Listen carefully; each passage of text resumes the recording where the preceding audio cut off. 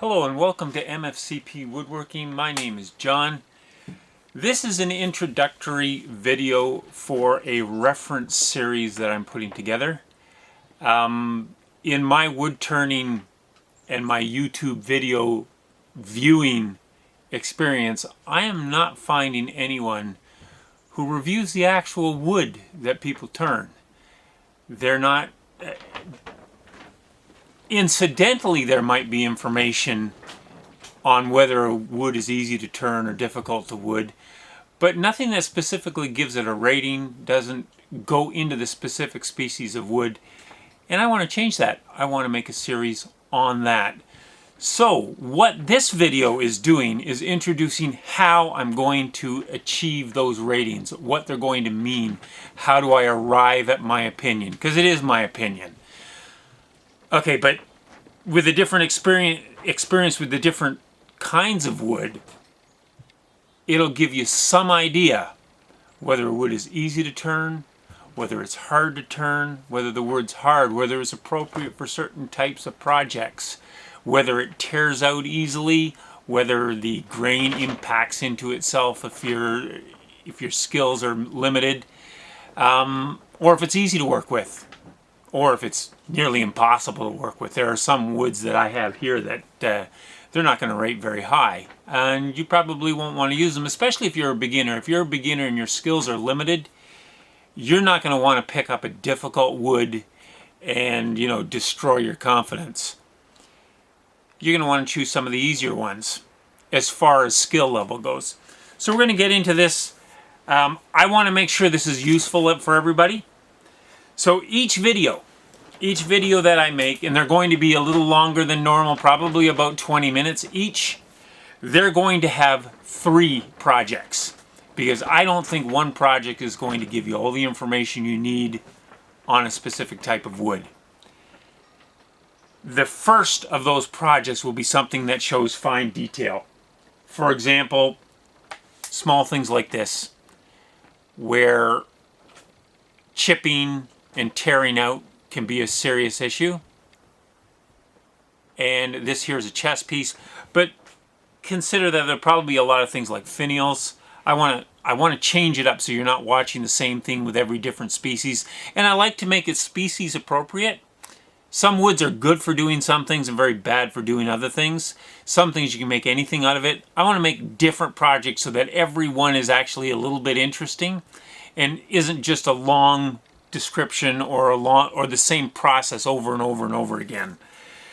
So the first project is going to concentrate on fine detail, fine grooves, fine beads and things like that. The second project is going to involve end grain work. End grain work is something like bowling out the end of something like this goblet. So in this case, expect to see a lot of goblets, small lidded boxes, things that require working the end grain, exclusively the end grain. I've worked with 2x4 material before. The end grain work on that was extremely challenging. It could be done, but I wouldn't recommend it for a beginner at all. The third project would be face turning, and in that, expect to see a lot of bowls. The grain will be oriented in that direction on there. A lot of bowls, platters, plates, things like that. That's going to require a lot of face turning. And after I do those 3 projects, you'll get to view the process on all 3. After that, I'm going to have a conclusion where I explain the strengths and weaknesses of the wood, and I give it a rating on a scale of 1 to 5. 5, of course, being excellent. That's an excellent woodworking wood. It's easy to use. It's not prone to a lot of tear out. It's not that it doesn't take a lot of skill to work with. It's that it's a good wood for working with. It's not very difficult. 4 out of 5 would be a wood that is, you can make just about anything out of it, but it requires skill. It requires a beginner's going to have difficulty making these things. Catches and things like that may destroy the project, may make it more difficult. Three would be something that you can use. And I would not necessarily recommend it, but it's a usable turning wood. 2 would be something I would not recommend. You might be able to turn things out of it, but it requires a great deal of skill. It may be very limited as to the sort of turning you can. For example, end grain turning might be next to impossible. Or you might not be able to get big enough pieces of it to do anything worthwhile without, massive glue-ups. That can be difficult. A 1 out of 5, and I won't rate anything lower than 1 because I'm sure somebody, somewhere, somehow can turn something out of that kind of wood.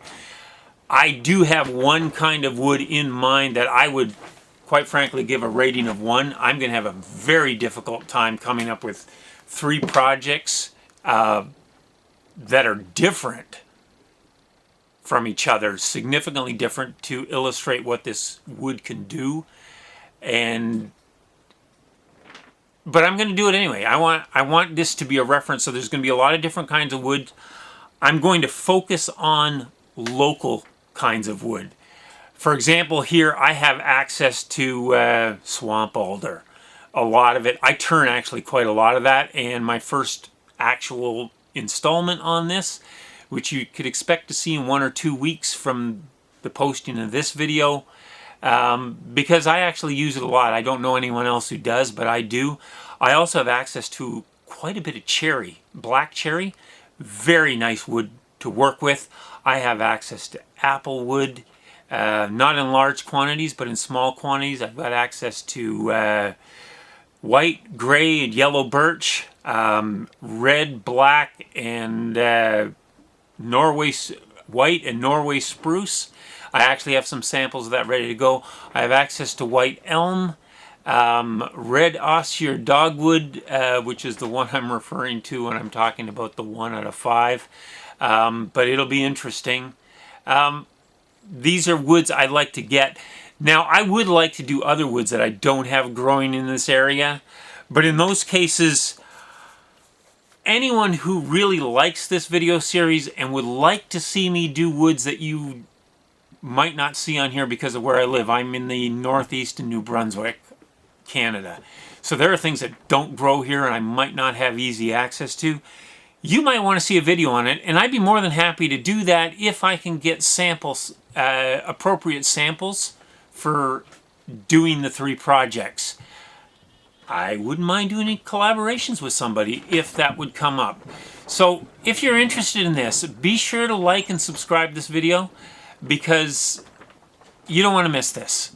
I think it'll be very useful. I think it's something different than anything I've seen on YouTube. Knowing my luck, as soon as I start putting it up, people are going to refer to it and it's going to be all over. But I doubt it. I honestly think that these videos are going to be unique and they're going to be useful for wood turners like me and like anybody who's interested in wood turning. So hang on to your hats. I want to get after that. Thanks for watching this. Hopefully you've given this a like and a subscribe. And I'm going to do my best to get that material out to you. Thanks for watching. And as always, make sure you keep all your fingers and you have a good day.